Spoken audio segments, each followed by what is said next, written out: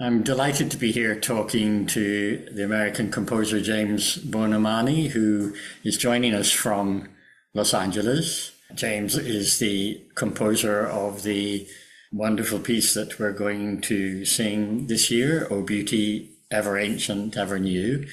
I thought it would be nice to have James come and talk to us a little bit and introduce both himself and the work.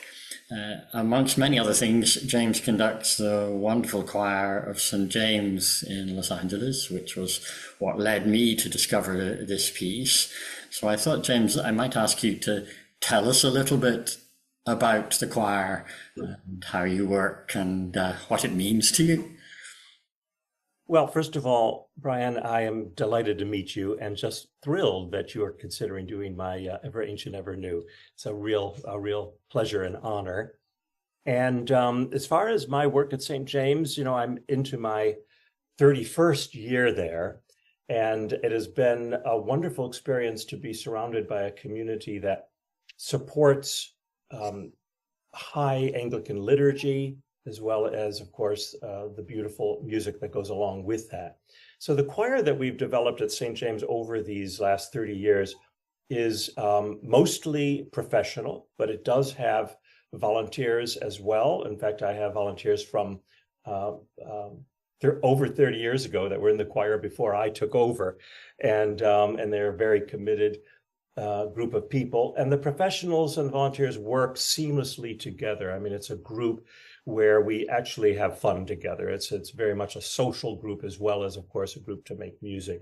And I think that's really important. I think, music making has to be something that comes out of joy, out of a spirit of community. It is a communal activity.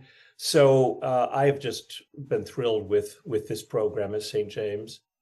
And as far as Ever Ancient, Ever New, the catalyst for that was the 100th anniversary of our parish, which took place in 2012.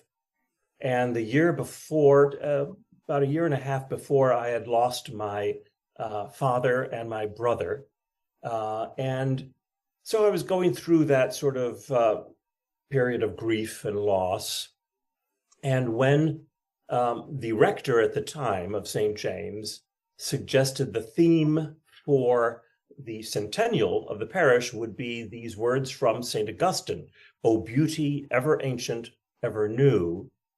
And when I read the poetry, it just resonated in me in a profound way. And I knew immediately this is a work that I would love to dedicate to the memory of my brother and my father, but at the same time celebrate this 100th anniversary of the parish. So that was its roots.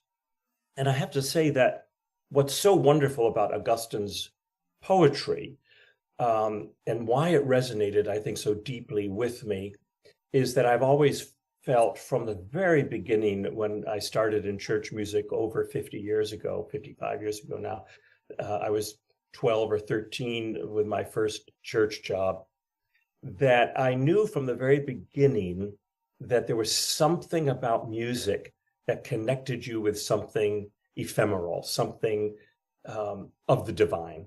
I think as a child, you could actually feel some of those things even more strongly than you can sometime as an adult, when you become quite cerebral. But as a child, I just had that very deep awareness that there was something beyond what we see in this world, what we feel in this world. And I felt a connection from then to this sort of divine spirit. Of course, I had no idea how to define it. I still have no idea how to define it. And what's wonderful about St. Augustine is that's exactly what he did in his monumental work, The Confessions. It was all about his discovery over many years of his life. It's sort of autobiographical, and his journey through time from thinking about the origins of the universe, the ancient, the foundations of life, up to his present moment. And indeed, in this poetry, he comes to the realization that he's been looking without, in the universe, there and there, but ultimately he should have been looking within. And that's where, of course, the divine resides. I love the passionate expression of this piece that he wrote, the last words being, let's see if I can just quote a little bit of it. Yes, well, the second stanza, behold, thou wast within me, and I was without. I sought thee out there, but among the lovely things that thou hast made, unlovely that I am, I heedlessly rushed those things outside. He ends the whole program that he wrote with, I tasted, and now I hunger and thirst. I love that image. And then he says, thou didst touch me, and I burned for thy peace. That kind of very sensual sort of expression of the divine and how intimate he's become with his faith is kind of what I was feeling at the passing of my brother and my father, because I had lost their physical presence. Everyone can relate to this, that have lost, family members and loved ones.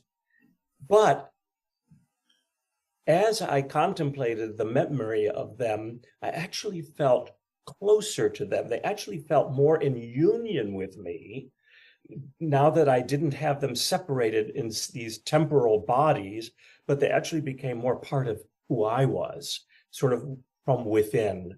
And I think that that's why this poetry resonated. So that's sort of the genesis. Thanks very much for giving the time to meet with me and chat. It's been my pleasure. Thank you. Have a lovely day.